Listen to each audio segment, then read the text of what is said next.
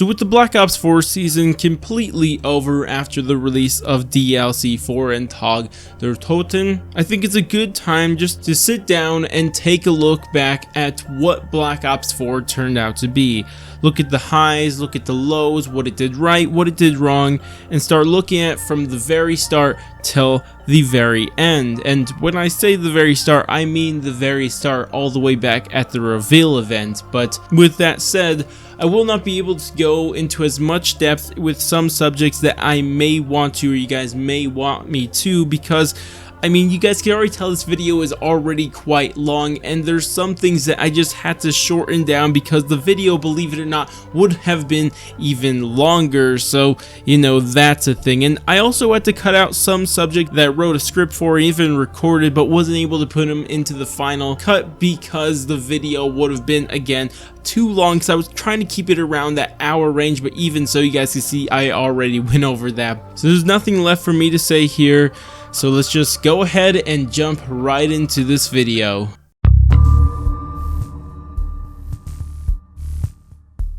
So let's start off with the big boy, and of course I'm talking about factions, because to this day we really don't know what factions even were going to be to begin with. But what we do know about factions is something we learned from leaks a couple months back. And in these leaks, we were told that factions were a feature that was originally made for Black Ops 4's campaign, where you would choose between 4 different factions and you would do special missions for them, probably campaign related. But it would also include missions that would be in direct conflict with other factions, meaning you could be in direct conflict with other factions which had other real players, so a really big change for a campaign. But of course, as we all know, the campaign for Black Ops 4 was cut, and Treyarch didn't really want all of their work to go to waste, so Treyarch planned to salvage factions and kind of adapt it to work inside the Zombies mode. But even after advertising the Zombies mode with this feature, the game did not launch with factions, and at first, Treyarch said that factions weren't in the game because it'd be too much content at launch. But after launch, a couple weeks passed, a couple months passed, operations passed, and now it's been over a year, and the Zombies mode still does not have factions in it, and I think it's safe to say it never will. During the development of Black Ops 4, we routinely ask ourselves the question, how do our fans like to play? Well, after taking down literally thousands of zombies, it turns out that you have earned the right to make up your own rules. Custom Mutations was a new feature coming to Black Ops 4 that I personally was most looking forward to. Treyarch had advertised this as letting the players play zombies however they wanted. And when the game launched, this was exactly what Treyarch said it was going to be. I mean, it let you change almost anything you want about the Zombies mode. You could change the zombie speed, you could change the zombie spread, make all the doors open, have power on, have pack punch already unlocked, turn on and off any zombie type you wanted, give yourself even up to 50,000 points, and still there was much more things you could tweak to change your experience, and of course have a mixture of multiple of these things running at the same time. And it seemed amazing, but after only playing for a couple hours, it became clear that there was something wrong with this mode, and then everyone realized that you weren't able to do Easter eggs or earn XP in Custom Mutations. And when I say you couldn't do Easter eggs, I don't only mean main Easter eggs, but almost all side Easter eggs or even story Easter eggs like radios and reels and stuff like that. And at first, we all thought Treyarch had locked all of these Easter eggs because they wanted them to first be solved while playing normally, which I completely agree with, and it makes perfect sense because nobody wants someone solving the main Easter egg inside Custom Mutations where they gave themselves 50,000 points and a ton of health and stuff like that. But first 9 was solved, and after 9 was solved, nothing really happened. But then we thought, well, maybe they're waiting for all the Easter eggs to be solved. But of course, then Blood of the Dead was solved, nothing happened. Voyage of Despair was also solved, and nothing happened, and this just left Classified. And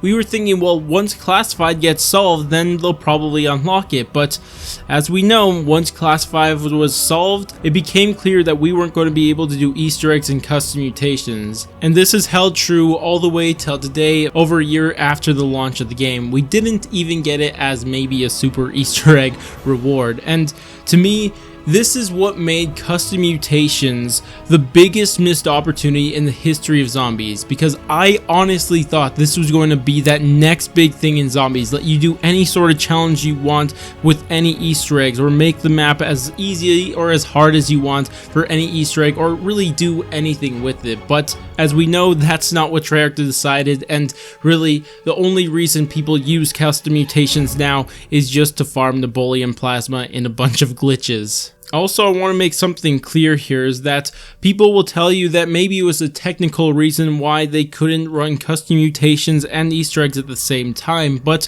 we actually know that this is not the case, because when the game launched, and even up until DLC 2, there was a glitch that let you do Easter eggs while in custom mutations, and it seemed to all work perfectly, because in fact we do know that people use this glitch to do Easter eggs and custom mutations to solve the Dead of the Night main Easter egg when that map came out. On the subject of custom competitions, we're also introducing limited time created challenges that we're naming Callings. Callings was another thing they talked about during the reveal event for Black Ops 4 Zombies, and at the reveal, Treyarch really didn't tell us too much about Callings and how they would work. All they really said is that they're limited time creative challenges, and they will regularly introduce new ways to play the game. And because of this vague explanation they gave us, it led to a lot of people speculating on how Callings would work. And some people speculated very grand things about Callings. They would say that Callings were going to be like, you have to do an Easter egg with only using a certain type of guns, or get to a certain round with only hitting the box 2 times, and these were going to be challenges for the entire community. But personally, I never thought it was going to be that grand, and honestly, I thought it was going to be almost exactly like what we have right now, where you would get one daily calling that would be like get to a certain round on a certain map, and of course you would have 6 other challenges, 4 being normal challenges and the other 2 being hard challenges. And of course these are obviously things like get 200 kills with the SMG, and for the hard challenges it'd be like get to round 30 or something like that. And of course by completing these you get XP and rather a loot box or Nabolium plasma. And honestly, I really like this system, and I think it's a really good way of earning Nabolium plasma, especially during double Nabolium plasma, because it also doubles the Nabolium plasma you actually get from completing these challenges. And I'm personally a really big fan of it, but a lot of people weren't really happy with it, and they really thought it was going to be something much more grand. And it didn't really help when they didn't really introduce the callings in their true form. I mean, they had daily callings and stuff like that, but they didn't really introduce callings until 8 months after launch, which really did not help Treyarch out there. The Chronori! But I've already read it! The last thing I want to talk about, at least relating to the reveal event of Black Ops 4 Zombies, was the idea that they shared with us of following 2 stories at the exact same time, and one of course of those stories being the loved Ether storyline that everybody absolutely adores. And then there was also, at least at the time, the new Chaos storyline. And me personally, I was incredibly skeptical of this idea. You guys could even go look back at my past videos when this was first introduced to us, because I just didn't think it was going to work and it was just a bad idea. But at the time it seemed like I was in the vast minority, because it seemed like most people really thought this was a good idea, and I don't really blame them, because this seems like a great idea, at least on paper, because you know, it seemed like they were planning to end the Ether storyline, and if they were going to end the Ether storyline we were just going to be left with nothing. I mean, that doesn't sound great. So what if already we had started the Chaos storyline, and once Ether ends we're going to have the Chaos storyline to then go on forward with? Sounds absolutely great. But unfortunately, my worst fears about this plan were completely realized, because what I thought was going to happen is that no one was going to care about the Chaos storyline when the Ether storyline is happening, because these 2 storylines are happening at the exact same time.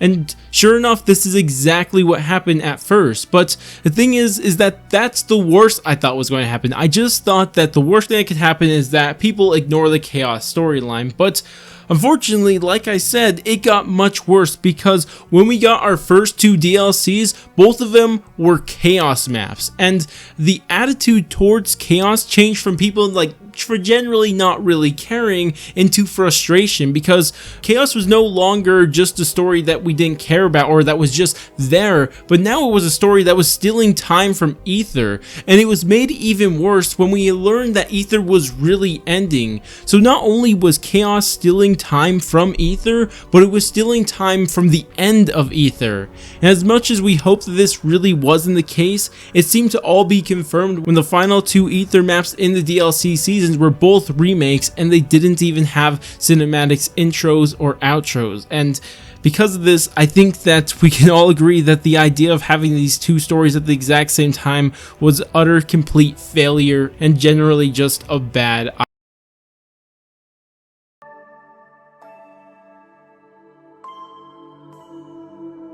There's something we have to at least quickly mention, because this is something that we cannot ignore, but this is what happened at launch for Zombies. And I mean, we already know what it is, but the game was broken on launch, which was completely unacceptable by everybody's measure. Everybody could tell you that having the game broken at launch was just not okay. Easter eggs didn't work, high rounds didn't work, even sometimes just getting to round 20 wouldn't work, and it just really hurt the experience of Black Ops 4, and probably is one of the major reasons why Black Ops 4 was not nearly as big as what we have seen Zombies in the past. And I know there are probably other issues you could blame for it too, but I feel like this is probably the biggest reasons why Zombies was not nearly as successful as I believe it could have been this year.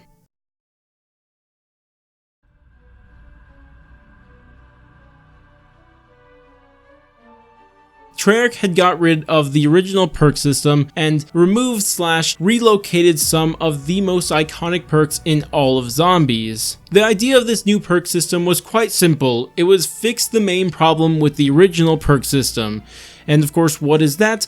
Of course, it's get rid of any sort of crutch perk and make it to where players could be more free with their perk selections throughout each game. And really more than that, let players optimize their game to the utmost that they can for whatever they're going to be doing, whether players are trying to optimize their perks for whichever map they're playing on, whether they're doing Easter egg challenges or even high rounds. I think Treyarch succeeded at doing this. They completely and utterly succeeded at doing this, because for example, if you wanted to go, let's just say, camp for high rounds with the Hellion on the map Dead of the Night, you're probably going to use perks like Secret Sauce. For at first you could use Bandolier Bandit, and then later, and when you get into higher rounds, you could then swap that off for Quick Revive. But then after that, you obviously would have PhD since you're using the Hellion, then Dying Wish because you just don't want to go down, and then finally Stone Cold Stronghold because obviously you're probably camping in front of the silver bullets. And as you guys could tell, using this perk selection were perfectly optimized for that playstyle. Whereas if you're using the original perk system, if PhD wasn't on the map, this was a strategy that was impossible to even use to begin with. But since we do have this system where we can optimize our perk selection however we want, you can do stuff like this. But as great as that sounds, there is a reason why a lot of people do not like this system, and it's because of what the original perk system had to offer. The strength of the original perk system was the progression through any given match played, where you would play every match and you would start with pretty much nothing, and you were quite weak, and you couldn't really get past round 5 without at least doing something. But of course, as you went through the rounds playing in the old system, you would get more points, open more of the map, and then of course you would buy some perks. You'd probably first buy Quick Revive if you're playing solo, just for you won't get a game over. Then you would get Jugs so you could take more hits and you'd get stronger and stronger, and then from there you'd probably get yourself double tap to get your weapons even stronger, and then from there you get Speed of Cola to increase your reload speed for you won't get caught reloading and of course going down. What made this so great is exactly what I described there, is that you start off weak, but the more you play, the more powerful you get. At first you start off not even being able to survive maybe round 6 at best, but then once you've bought all your perks and also got your guns and pack punch, now you are like super powerful and can do almost anything you want, and that progression has felt so perfect. But compare this with Black Ops 4's perk system. I mean, you spawn in with Jug. There's no worry about your health from the start of the game. And on solo, you spawn in with Quick Revive. There's no worry about getting a game over when you go down because it's already built in. So this means that not only does the Black Ops 4 system completely destroy the progression of zombies from starting off super weak to become a superhuman, but when you do go down, it really is just an eye roll compared to how it was in the old system, because now when you go down, it's just like, oh dang, I lost my perks, gotta go buy those back now, whatever. But with the original system, when you went down, you knew you were in trouble. Like, I don't got Jug, I don't got Quick Revive, I don't got Double Tap, and I don't got Speed of Cola, and I need to make a rush for those perks. And that just made it feel much more of a punishment for going down compared to what we have with this new system. When you just go down, it's just, like I said, an eye roll. I really could go on talking and pointing out problems with this perk system, but all I really just want to leave it off here saying is that why couldn't we just keep the old perk system, except just let us buy more perks? I feel like that really is the best way. Let's just have the created class system we have, let you pick 4 perks that you want on the map, but still keep the original perk system. I know it'd be kind of annoying to have to buy so many perks in a match, but really I just have the most fun with perks when it's in custom games and there's no perk limit. I just feel like that is the best way to handle it. Just let us buy more than 4 or even 5 perks. I feel like that would have been the best compromise between the two, where you could still have the original amazing progression that you had with the original perk system and also have the variety and the optimization with the new perk system. That's just what I think, but again, don't want to talk about it for too much longer here.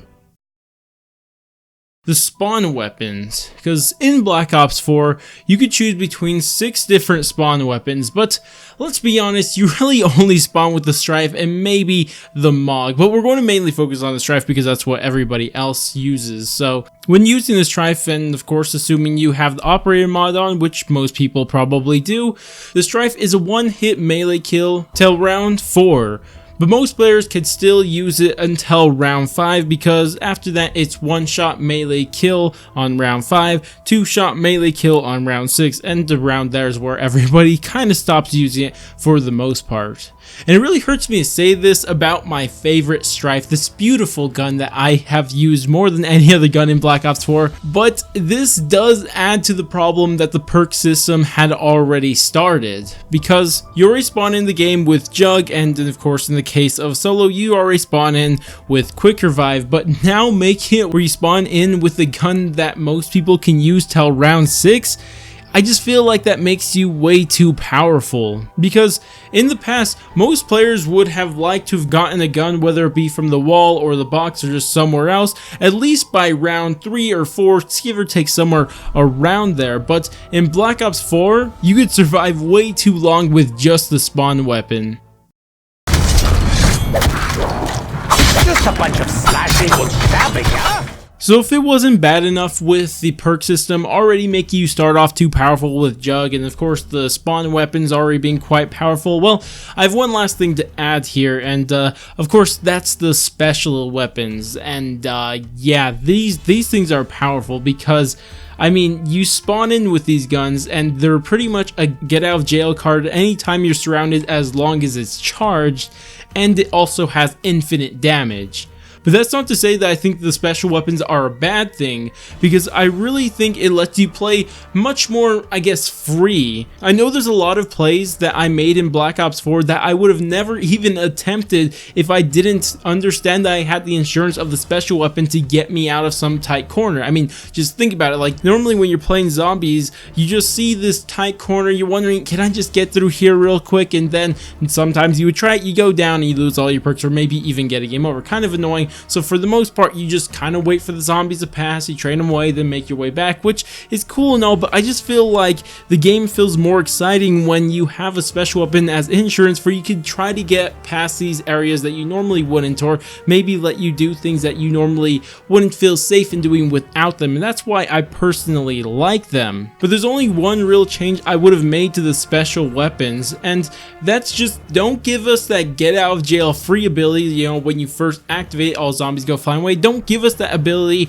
right at level 1. I feel like you should have to upgrade your special weapon to at least level 2 to gain this ability, because it would go into that whole idea that you start off really weak and then you grow to get stronger and stronger, and as you level up you get stronger and stronger. The same idea that I spoke about with the perk system, and I think that would have just been the best way to handle it, but that's unfortunately not what they did. Instead they made it where you start off with Jug and Quick Revive on solo, and then of course overpowered spawn weapon, and then of course finally an overpowered specialist weapon. So you know, it is what it is, but that's all I can really say about the special weapon. Russian ingenuity strikes again. Elixirs. But before we can talk about the elixirs themselves, I want to quickly talk about how you earn elixirs, at least from common to epic elixirs, because in Black Ops 4 you use Nibolium Plasma to spin for elixirs, and how you earn Nibolium Plasma is one way is by just being in game, and when I say being in game I mean quite literally just being in game. You don't have to actually get any kills or anything, you just have to be in game. But the earn rate for just being in game is about 30 an hour, which isn't ideal, but the best way to really earn Nibolium Plasma is by doing callings, and based on the difficulty of the calling it would give you rather 30 or 45 Nibolium Plasma. And like I mentioned earlier, a good strategy of doing this is by doing as many callings as you can during double Nibolium Plasma, because when you complete a calling, double Nibolium Plasma does double the Nibolium Plasma you get from that calling. And personally I think it's a pretty fair system because of the callings and because of the 40 VAT spin that they have as a special that pops up pretty often, because that one, when you spend 40, it gives you 2 normal random spins and then 1 spin that's a guaranteed rare or better, plus it's ×3 for that final spin. And because of the mixture of those 2 things, I think that this is the most fair system that we've ever got for any microtransactions in zombies to date. But now talking about the elixirs themselves, because a lot of the elixirs that we got in this game were reused gobblegums from Black Ops 3, and that's no big deal to me. It's fine because it kind of makes sense that we're in the same story. But since they were reusing a lot of gobblegums, this gave Treyarch a chance to go back and fix the rarity of a couple different gobblegums, and they did this with a couple of them. They dropped their rarity from being rare, ultra rare, or whatever they were, they dropped them down to a classic for temporal gift, pop shocks, and aftertaste. Well, I say aftertaste, but aftertaste kind of got nerfed around launch and now it's kind of completely useless. But still, they did make really smart moves by dropping temporal gift and pop shocks, and I'm sure other ones that I'm not thinking of right now, to drop the rarity of those. But they also made a couple mistakes with the elixirs by making In Plain Sight from being a classic to a common, and Alchemical Antithesis from classic to a rare. That last one just seemed like a money grab, but what could you really do about it? But at launch, Treyarch tried to make the elixir system more balanced and not really like as OP as the gobblegum system was, but as time went on, they saw that people weren't too interested in that, and then they slowly added in, you know, your big boys, Perkaholic, Shopping Free, Power Vacuum, and all the other overpowered gobblegums from Black Ops 3.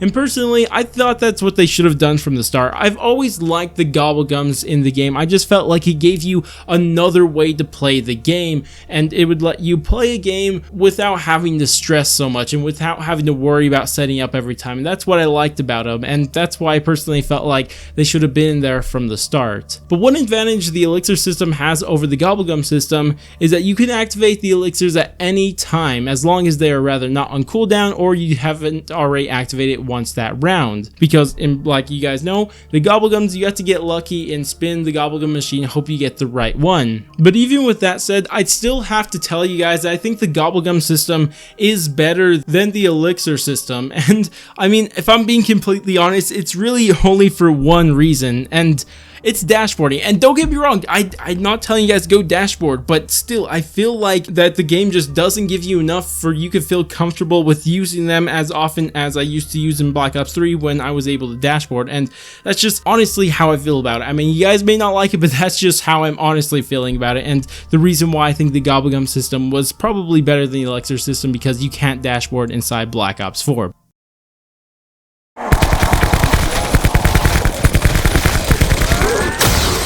We're going to be talking about the point system, because in Black Ops 4, Treyarch decided that the old point system was trash, or at least something like that, and they introduced a new point system. And I've been told it's based on damage, whatever that means, even though I'm pretty sure the old one was based on damage too, but you know, whatever.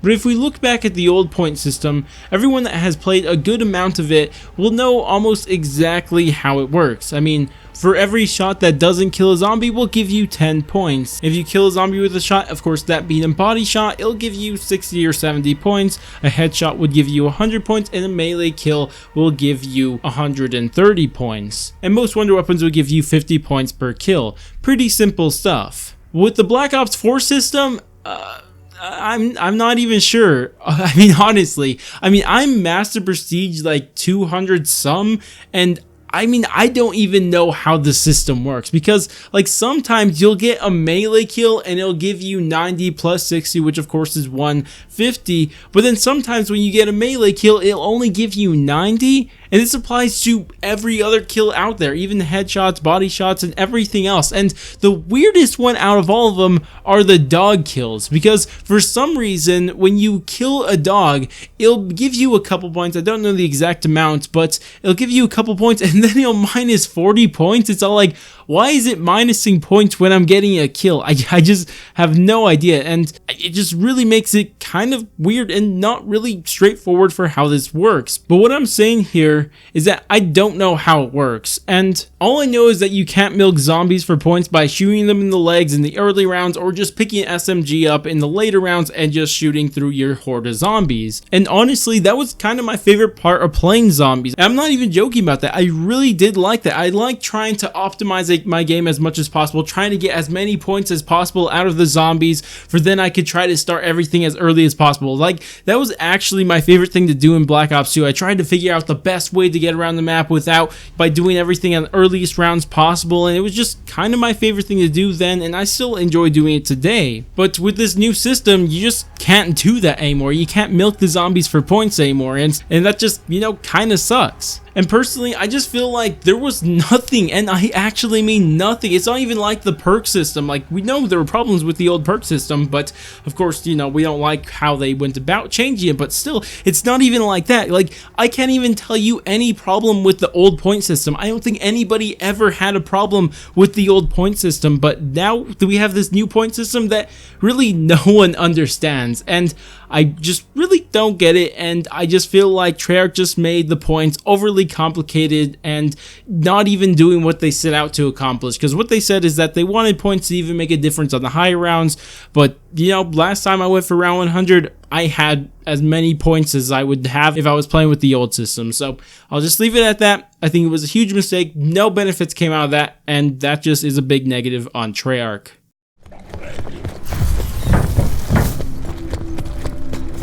One of the biggest complaints with Easter eggs in zombies is the last zombie. I mean, in co-op, normally you have to have one person hold the last zombie while the other person does the Easter egg steps, and the other two players can't trade off with the zombie holder because they're too busy pretending they're doing Easter egg steps too. And of course, if you're in solo, it's even worse, because every time you try to do an Easter egg step that needs you to be stationary, it's near impossible, or at least super annoying, or at least you have to buy a million shields, and it's just not fun no matter which mode you're playing, and it's just kind of an annoyance that we've been dealing with that has always been there. And of course, Treyarch saw this problem, and they sought to fix it. And Treyarch went full big brain mode on this, and they thought to themselves, well, these players are having problems with the last zombie, but think about this. What if they can't complain about the last zombie, and get this, if there isn't a last zombie, and everybody at Treyarch Studios clapped. And of course, what I'm talking about here is the 10-minute bleed out timer on the last zombie in Black Ops 4 Zombies. And this feature alone, if we can even call it a feature, but this thing alone has soured my experience with so many Easter eggs throughout all Black Ops 4 because it's just so annoying. It's just dumb, and I just really do not like it because how many people have done this? Like, you're in the middle of a step, and this has happened to me multiple times. This is the one that happens to me more times than any other one. It's just so annoying, but just imagine this. Let your brain be taken away by this epic story I'm about to tell. So, you are in the middle of doing the Simon Says Easter egg step on Blood of the Dead. And you're just doing it, and you're on the third one, of course, meaning you have 2 more to go. But then guess what? The last zombie just says, nope, I'm out, boys, see you later, and the round ends. And now, right before you're about to finish this step, a whole horde of zombies attacks you, and you rather go down, or you just have to fail the step, and then you have to go do it again some other time. It's just great, guys. It really is great. And I mean, even if we look at the reasons for why Treyarch said they did this, is they said that because they didn't want players just holding last zombies to refill their classic elixirs? That's why you put a 10-minute timer on the zombie? I mean, first off, I don't know many people who are going to make a habit of doing this. Like, how many people are going to be like, well, I used it, now I'm just going to hold last zombie until it refreshes? I mean, are people really going to go to that level? I mean, sometimes, yeah, it's like, well, I need this for next round, so I'm going to wait. Yeah, like, stuff like that, I get, but like, are people going to make a habit out of it? I don't think so, but even if so, if everybody just does it every time they play, I mean, what's the big deal? I mean, if you look at the much more powerful elixirs in the game, of course, being the common through epic elixirs, those just have a 1-round cooldown on them. You can use them all once per round. But for classic elixirs, it's no, oh no, the all-powerful classic elixirs can't hold last zombie until that refreshes. That'd be OP, game-breaking, and just not allowed.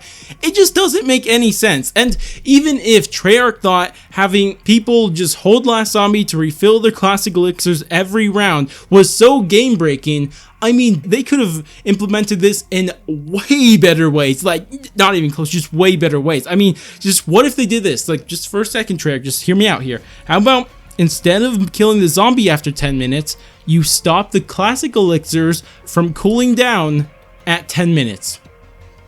I'm just saying, because it is just so frustrating when we have the zombie bleeding out mid-Easter egg steps or mid-Easter egg hunt. It just ruins the experience with it. Nothing's worse than it's all like, oh man, the zombie just died. And I mean, before it was kind of funny because the only reason the zombie really died was because one of the players accidentally killed it and everybody rages at that guy, and then, you know, it's funny. But now that rage is no longer to a player, and now it's to the game itself because the game just says, nope, the zombie's out, guys. Here you go, new round. And honestly, I had to say that this was one of the straight dumbest changes in the history of zombies, if not the dumbest. And not the worst change, I'm not saying that, I'm saying this might just be the dumbest change in the history of zombies. But that's all I gotta say about it.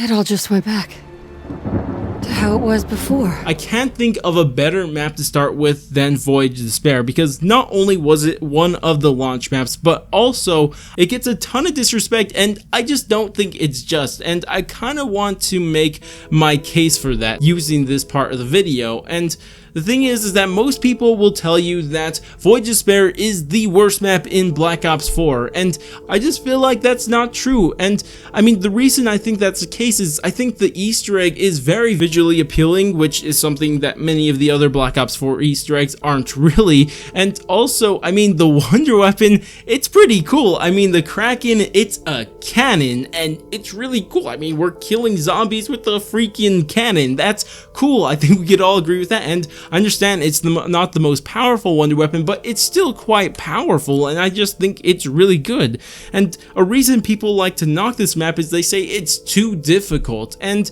I kind of get that, but I feel like that doesn't apply to the map as a whole, because yeah, the setup isn't the easiest, but it's also not the most difficult. And once you are set up, I feel like the map becomes much easier because there's some really solid training spots throughout almost all of the map, because you You could obviously go to the poop deck, but one I want to point out, one training spot that is just one of the best training spots in all of Zombies, I'm not even joking with that, is the dining hall. The dining hall is so easy to train at, and I just think it's really good. And I mean, if you guys haven't tried training at the dining hall in Voyage of Despair, you should try it because it's really easy, and I just think it would make your experience of playing the map a lot better, especially when going into the higher rounds. But kind of returning to the idea that Voyage of Despair is difficult, and now talking about the Easter egg is something that is completely fair. I mean, Voyage of Despair's Easter egg is difficult. It has a lot of things that are not easy to do, and they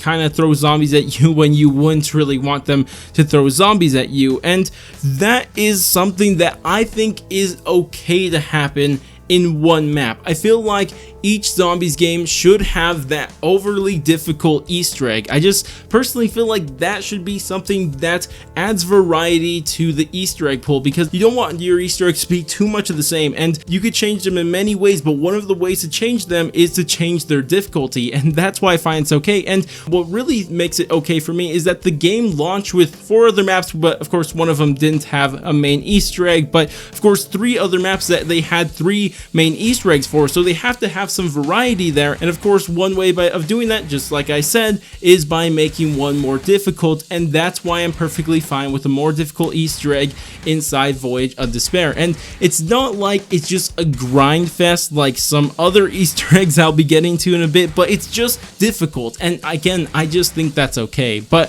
of course that's not to ignore every problem the map has. Obviously the biggest problem with this map is that when you're trying to move around the map, it's a marathon. Like, it always feels like you're so far from wherever you want to be. Like, you're on the poop deck, you want to get down to the dining hall, it's like, nah, I gotta go forever now. Or you're even on the sun deck, which is the top of the map, and you want to get to the spawn. I mean, it just always feels like there's a distance to be traveled, even if you're using the fast travels. And that's probably kind of the biggest problem with this, alongside with the law of the map being kind of tight, thus making it trying to move around, especially during a round, sometimes quite difficult. And I get all these complaints, and they are completely valid. And one complaint that I don't exactly agree with, even though it is a fair complaint, is the story of this map, because, you know, they didn't give the Titanic any respect or anything like that, and I get that. Like, that's fair to an extent for me, because if it was the Ether storyline, I would accept that criticism. But the thing is,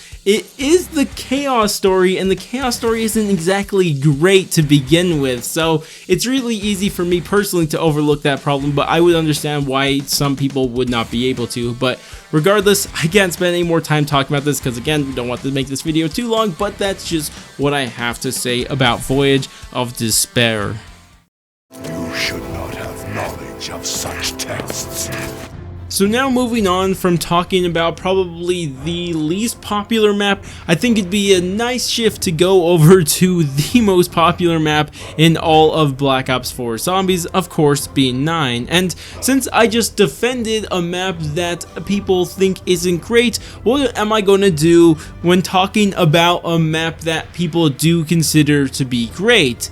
Well, of course, I'm going to bash it. What is the only thing? But I'm being completely honest, guys. I feel like 9 is overrated. Like, really overrated. And I get why it's overrated, and I'll get into that in a little bit. But first, let me explain why I just don't think 9 is that great of a map. And I think we should start with the Easter egg itself, because this Easter egg is a grind fest. It's really not exactly the most exciting and fun Easter egg to do, at least during the steps. Maybe the boss fight is different, but during the actual Easter egg steps, it's not fun. And the biggest problem I've had with this, and this is the exact same problem that I've been preaching since this Easter egg was first solved, is that you can't really start the 9 Easter egg until round 15, 16, 17, somewhere around there. Like, you really can't start it until later teen rounds. And that is just not fun. I mean, if I want to just play rounds, then I'm just going to be playing rounds. But if I want to do an Easter egg, I want to do an Easter egg. That's the variety of playing zombies. But this one just decided, nope, you're going to have to get to round 16 in order to even do the first appeasing God challenge. And I just think that is just not cool. It makes it very not fun. And it also inflates the difficulty of this Easter egg, because a lot of these steps wouldn't be as difficult if you were doing them on earlier rounds. But since it forces you to get into higher rounds, at least for an Easter egg, not exactly like high rounds, but you know, high rounds for an Easter egg, it makes it overly difficult. And I just don't like that. I don't like how they're inflating the difficulty of doing this Easter egg just by forcing you to go higher in the rounds by using steps to do that. And I just don't think that's fun. I think it's dumb, and it's just not cool. I just really do not like that about this Easter egg, and it really ruins my experience with this Easter egg. I'm sure there's fun to be had during this Easter egg, but it's ruined by the steps forcing you to get into higher rounds to even start the Easter egg to begin with, and it's probably one of the main reasons why I'm not a fan of this map to begin with. But that's not the only problem I have with this map, because I've actually played this map a decent amount, and one way that I thought I could have fun with it is just playing it through the rounds, you know, going to at least decently high rounds. But then that's when I was faced with the harsh reality that this map is not fun for high rounds. And when I'm talking about high rounds, I mean like from 20 on up. 20 isn't even that high of a starting point, but that's when this map just stops getting fun. And the reason that is because the game decides to spam you with gladiators and brawlers starting at round 20. I mean, they're already there at the start of the game, or at least somewhere along the start of the game, but they like gets very spammy through the higher rounds. Like, you have to deal with like 3 gladiators, 4 brawlers almost every round, and that just ruins my experience through higher rounds. And that's not even to mention all the other different types of enemies you have to deal with. I mean, there's still the Blightfathers that come every few rounds, and you know, when you're trying to face, you know, the Blightfathers, the brawlers, and the gladiators all at once, that's fun. And there's still the tigers, which for some reason take 2 hits from you sometime, and then they're always just kind of a pain to kill, and they're just hard to shoot, and they're just not fun to deal with. And then of course there's all the catalyst zombies. You have the fire catalyst zombie that just walks slow and ruins all your trains because he's walking slower, and when your train runs through him, the train starts running into him, slowing down your train, and it breaks up your train, and it is just not cool. It makes it very annoying. Same thing with the poison and electric zombies. I mean, their abilities that they actually have aren't exactly that damning to you, but what really makes them painful is that they always mess up your train and always throw off the flow of the game every single time. And then, oh boy, then there's the water catalyst zombie. Why is that a thing? Why is there a thing to buff up the health of zombies? And the thing is that he's not easy to take care of because he runs away from you. He'll go run to buff up the zombies, and it's just so dumb. Whoever at Treyarch decided to add the water catalyst zombie is an idiot. It's actually, and I know these criticisms apply to also Voyage of Despair, and I didn't mention them there, but I'm just pointing out that this problem exists in Voyage of Despair, but not to the extent that it did in 9, because there's just way too many enemies to deal with. And I didn't even mention the main enemy that you're dealing with throughout 9, the normal zombies. Like, there's just way too many different enemy types to make any sort of high rounds fun on this map, and it just really becomes just not fun very easy. Like, I honestly stopped having fun going through rounds around round 28. It's just like, nah, I'm not playing this no more, and that's just the biggest problem with this. But if it has such big problems, you may ask, why do so many people like it? And I think it's actually a pretty easy answer. It's really 2 different things. The first one that you guys may disagree with, but I think actually played a huge part into it, is because Mr. T-Lexified told everybody it was a great map. Like, he was saying, oh, this is the greatest map in all of the zombies history or something like that. Okay, he didn't say that, but he was telling everybody it was great, and because he said it, all the other zombie YouTubers said it, everybody was saying how great it was. And whether you agree with that one or not, then fine, whatever, it doesn't really matter. Because the other reason, and I think the real reason why so many people like 9, is because the casual play is good, because the setup for this map is easy to understand, easy to figure out, and just easy to do. It's easy to get pack punch, it's easy to get your perks, it's easy to get your shield, and it just has a really easy setup, which is a good thing. This is all a good thing, so don't get me wrong there, but the problem is that it's all it really has to offer, because when casual players stop playing, they'll stop in the teens or something like that, but for zombie players who consistently play zombies, they don't normally stop at round 20, and that's when it becomes a pain. And that's why this map is very appealing to a casual audience, is because it's easy to set up, and most casual audience don't run into the problems that people experience in higher rounds with all the different zombie types that they have to be spammed at them. And that's why I feel like this map is so popular, even though I personally really dislike it, at least for the most part. Again, not saying the map is garbage or anything, but I just don't think it's nearly as good as people say. Like, I'm making it sound like a trash map, but I don't think that's the case. It's just that when I see people saying that it's one of the greatest maps, it just, you know, I gotta say what I gotta say here, and I gotta tell them they're wrong, and that's all I'm saying here. But regardless, that's all I really have to say about 9. Hopefully you guys don't hate me for it, but of course, let's move on to our next map. You 4 must come with us. In time, it will make sense. So now that we're done talking about the 2 launch chaos maps, we could kind of move into the 2 launch ether maps, and we're going to first start off with classified. And I mean, there's not much I could say about Classified. I mean, it's a remake of one of my most disliked maps in all of Zombies. I honestly just do not like Classified nearly at all, at least mainly from a gameplay perspective, whether it be 5 or Classified, really, because, I mean, there's not really a fun place to train that doesn't always have to have 30 zombies in front of you while you're in the middle of training, and camping really isn't that good. I mean, yeah, you could camp in the elevator, but once the normal guns stop killing, it's like you just, like, you know, die or something like that, because the Winter's Whale, the wonder weapon of the map, isn't going to let you camp into higher rounds, so it just isn't exactly, you know, that great. And the best way to get to high rounds on this map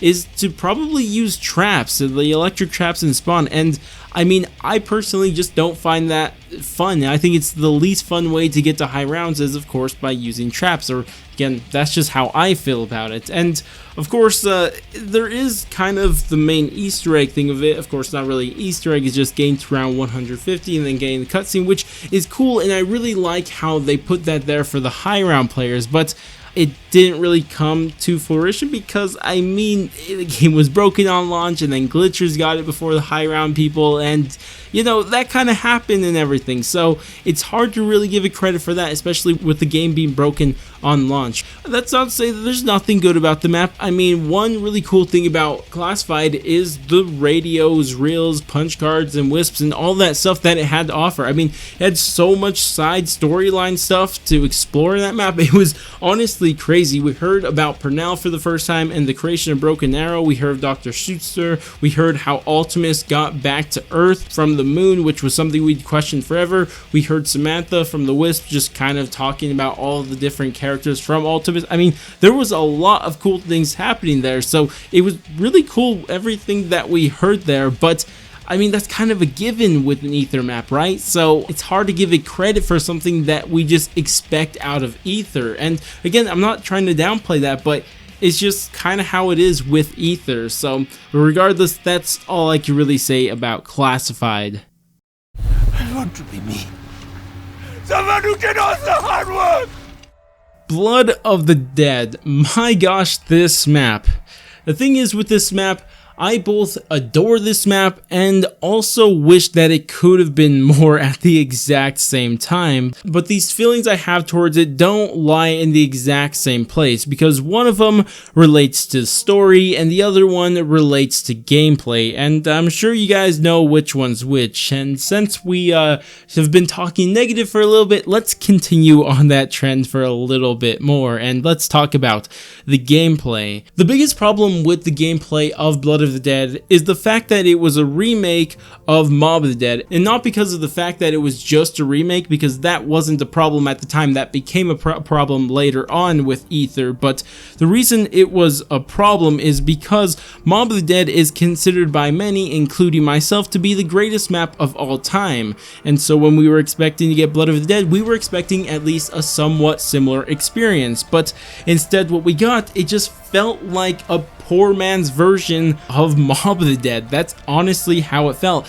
in almost every aspect of gameplay, whether it be just normal gameplay, wonder weapons, side Easter eggs, and especially main Easter eggs. And I don't want to go into every small detail of how Mob of the Dead did something better than Blood of the Dead, but I think I could summarize exactly the feeling of this by just looking at one item in the entire map, and this is the Hell's Redeemer, because the Hell's Redeemer in Mob of the Dead was really powerful, but when it came to Blood of the Dead, it was pretty weak. But guess what? It was also more difficult and more annoying to get, because you had to find the stupid ghost dog around the prison, and then you had to go in a much more difficult place to survive in the recreation yards and get tomahawk kills. And it's a perfect example of showing what the problems with Blood of the Dead was, is that it had what Mob of the Dead had, but it just didn't do it as well, and that's just the major problem with it. And I also want to kind of touch on the Easter egg, and I don't want to focus too much on it, but I'll just focus on 3 things of the Easter egg just because, again, don't want to make it too long.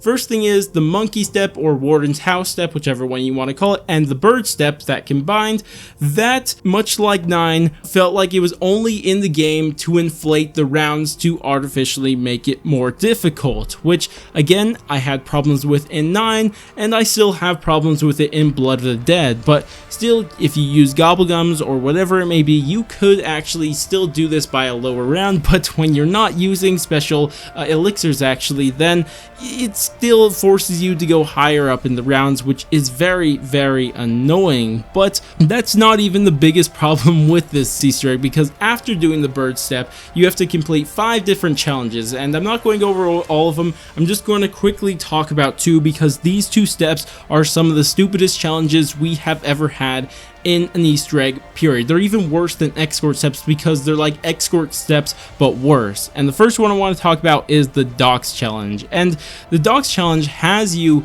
go into the warden's office and go up to a stupid Morse code machine and brute force the Morse code machine until you figured out the right sequence of Morse code. And that is just dumb. I mean, there's no other way to describe that except dumb. It's not fun, and it is nearly impossible to do on solo unless you were going to use at least a million tricks to get it done, and it's just a dumb step. Then after that, you have to do escort step again, which aren't fun. And then the other step I want to talk about is the new industry step, where you have to chase a ghost around and keep blasting it, then shocking it with the key. This step is not fun to do on co-op, and it is the stupidest step in the history of solo Easter egg steps. It's just not fun, and I just don't understand why Treyarch thought that this was going to be okay and something people would enjoy. It's just not, and it was just bad.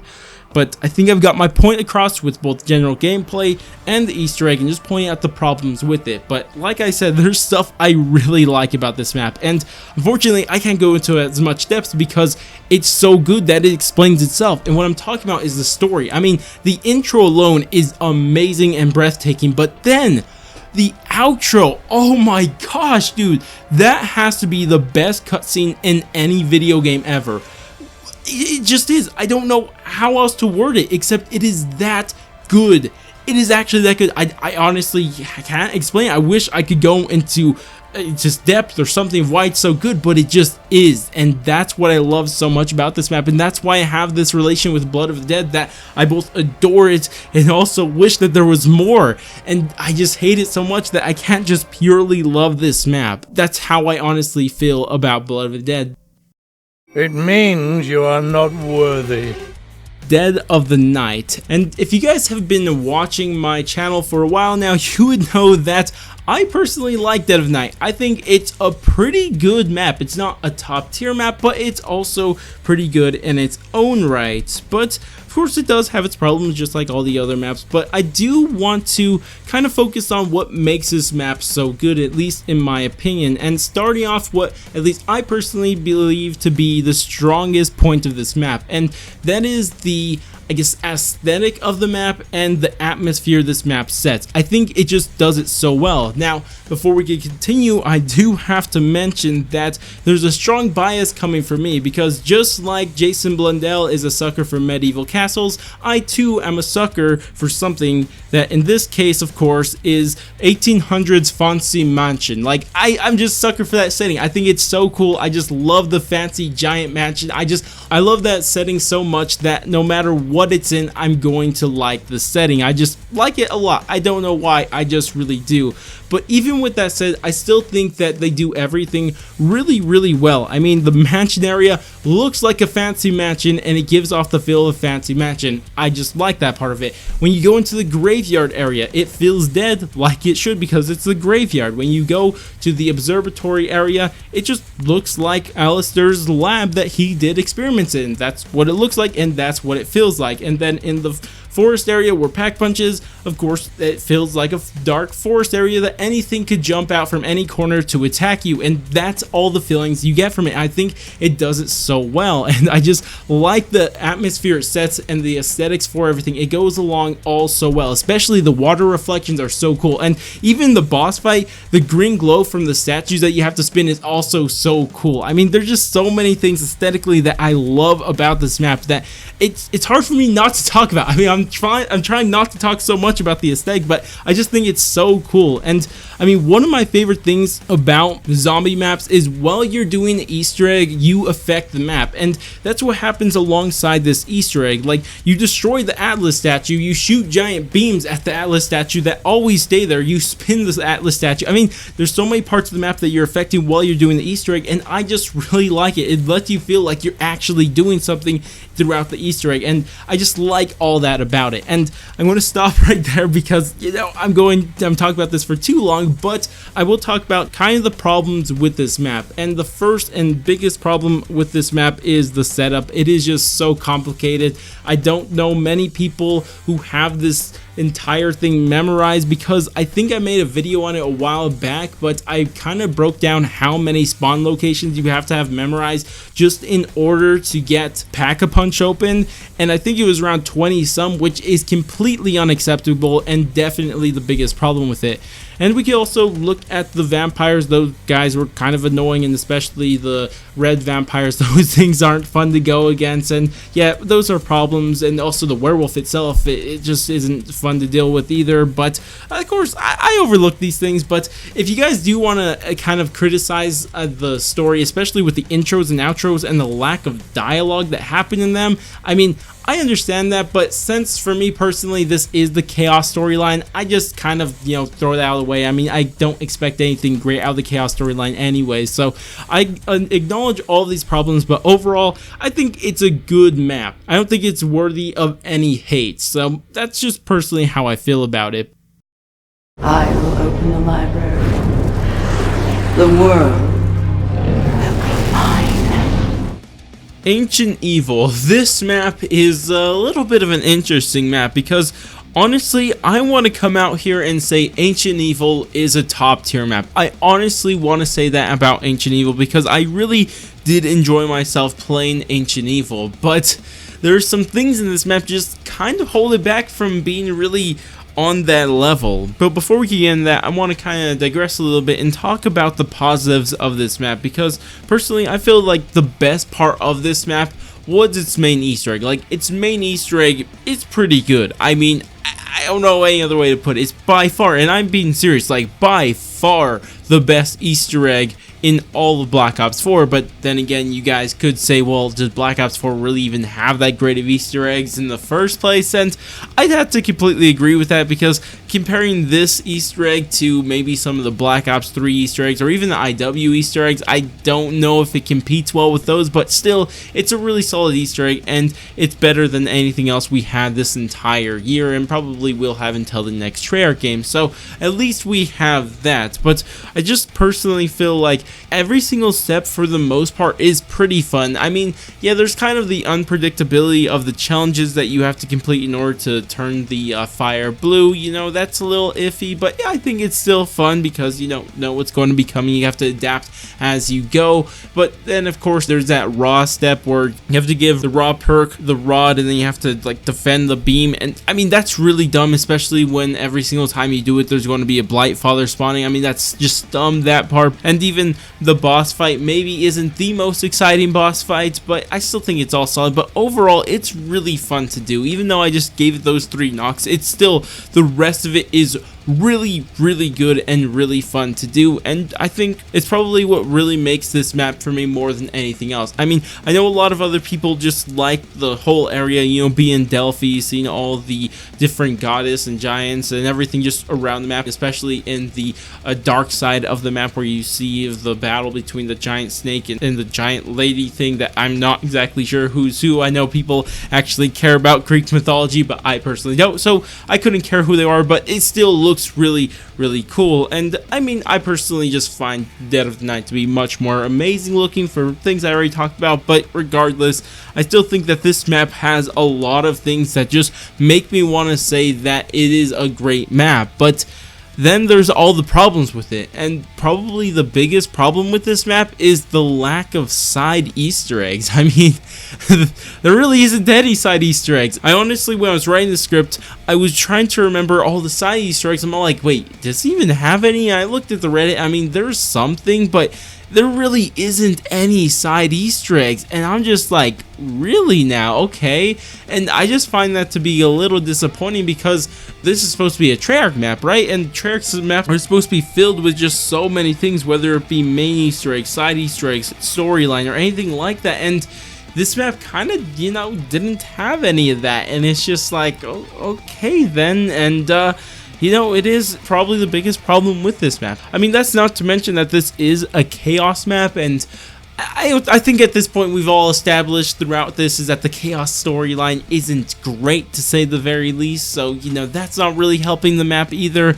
I think I could have easily said that this is actually a great map with just some small changes to it. Well, actually, one's actually quite large, and making it, you know, an ether map, and if you made an ether map, you have to change the look of it, which I don't really care too much of it. But if you get the core gameplay of this map and you put it into an ether map and then add some good side Easter eggs, I feel like this could have been one of the best maps that we've ever got. But unfortunately, with it having the handicap of being a chaos map, and then it also lacking to have any side Easter eggs, it is something that you find kind of annoying. But that's all I can really say about Ancient Evil. You are too late.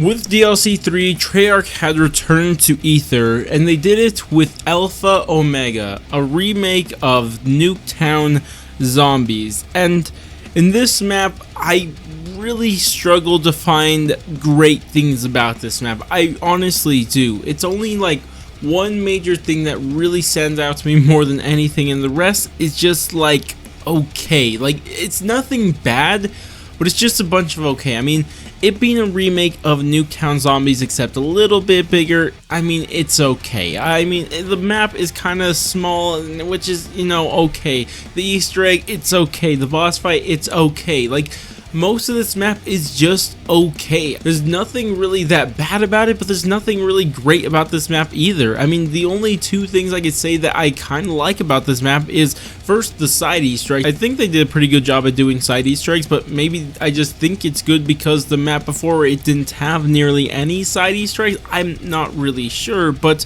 really the only thing I could say that this map did great were the character conversations. Like, they went into a ton of depth, and not only did the videos that I made on those do really well, but the pure amount of conversations that they had was actually crazy. Of course, you were going to have 8 playable characters, so you're going to have a ton of different possibilities, but really, I think in total there was like over an hour worth of conversational quotes, which is a huge jump, especially if you look at Treyarch's last game with Black Ops 3, where the conversational quotes lasted like 7 minutes at most, and then this game, the conversational quotes were for over an hour, which is crazy, maybe even 2 hours, I can't even remember, but it was just crazy to see how many conversational quotes there were inside this map, which is personally one of my favorite things about Zombies, the conversational quotes, or at least the story of Zombies.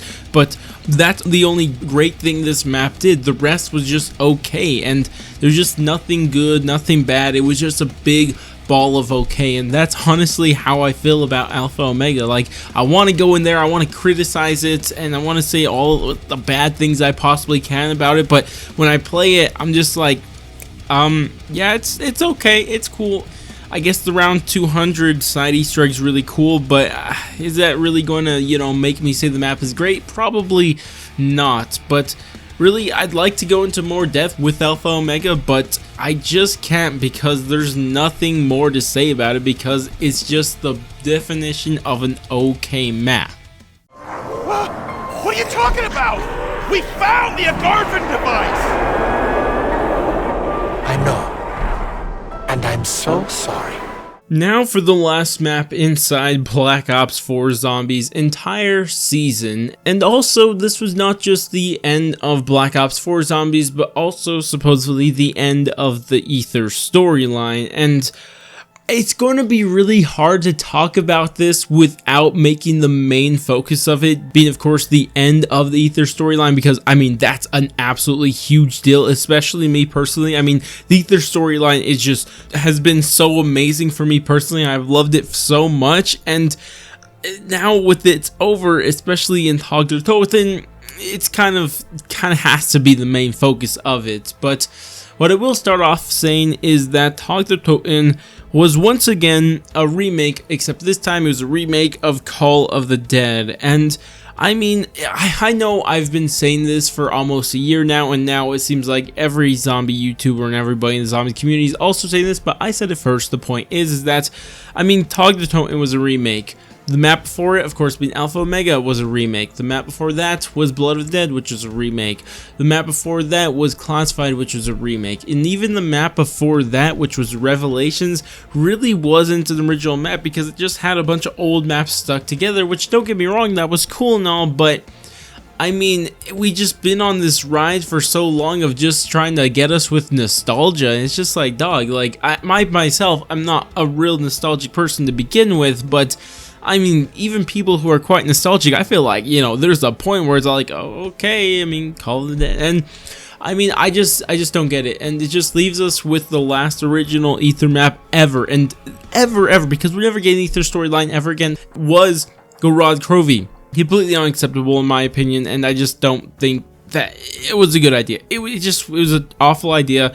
If they didn't have the budget to make an original map, they should have just held off the end until their next game. That's just what I think about how they handled the end, at least going into it with all these remakes. But as for the map itself, I mean, it's fine.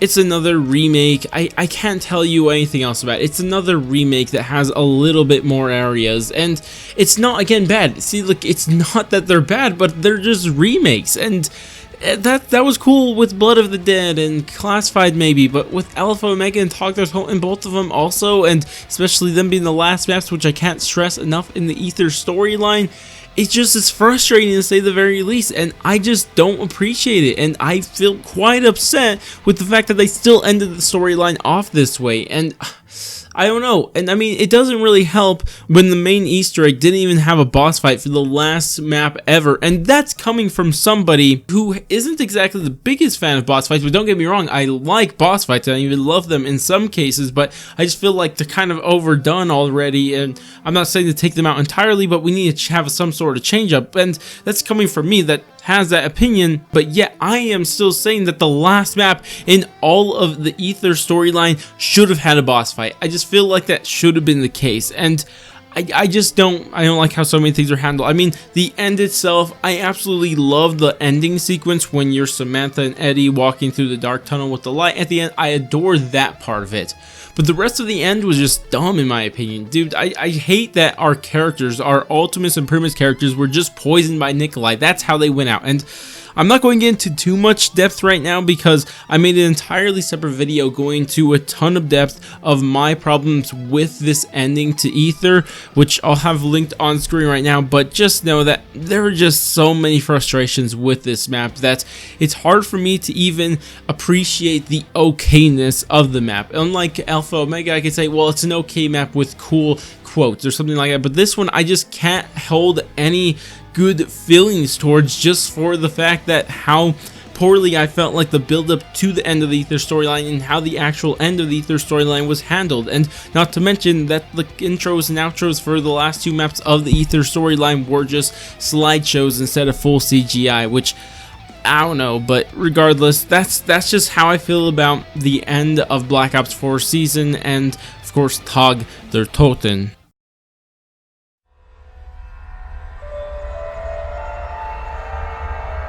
So I'd originally written out a script for this part of the video, but in the end I decided to trash that and decided to go with this instead and just talk about my final thoughts on this game straight from the heart and just telling you guys exactly how I feel about this game right now. And the thing is, making this video, at least at first, it really was souring my opinion of this game, because when I realized, oh, I gotta talk about factions that never showed up, which, you know, they advertised the game with, and then they never showed up, which, you know, maybe is false advertising, which I think is illegal, I don't know. But then there's a big missed opportunity with custom mutations. You can't do Easter eggs offline.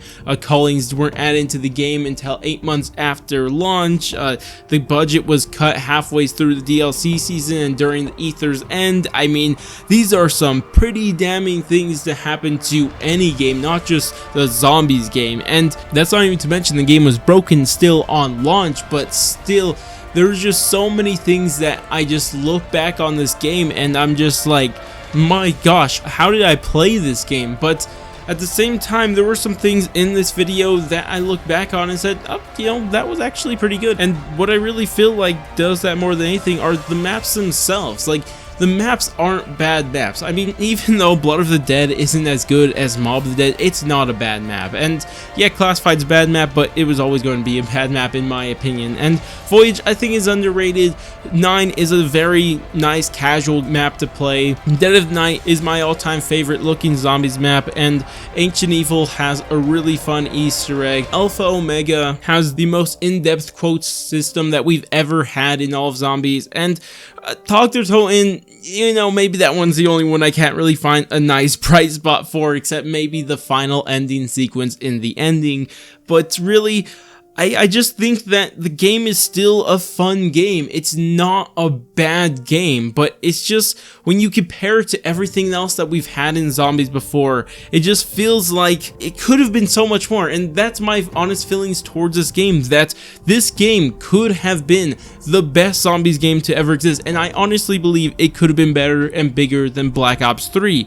But there were just a kind of a lot of dumb mistakes that screwed this game over, and I just am very disappointed more than anything. I mean, I want to be angry, but the feeling of that it could have been better, it just kind of just hurts so bad. It's like that feeling of regret. I mean, I'm not regretting anything because I didn't make the game, but I can imagine that's how the Treyarch developers feel, that there's a lot of regret surrounding this game, that so many mistakes that could have been avoided or should have been avoided happened and kind of made the game into the game it is. And that's just kind of how I feel about it. There are some good things in this game, and I mean, I wouldn't have put 17 hours into the Zombies mode alone if I thought it was a fundamentally bad game. I mean, it's still Zombies. There may be some things missing, but for the most part, it's still a fun Zombies game, and it has a ton of maps that you could play, a ton of Easter eggs you could play, and those are all good things. But in the end, like I said, it's hard to look at it in a vacuum, especially with what we had in the past. And because of that,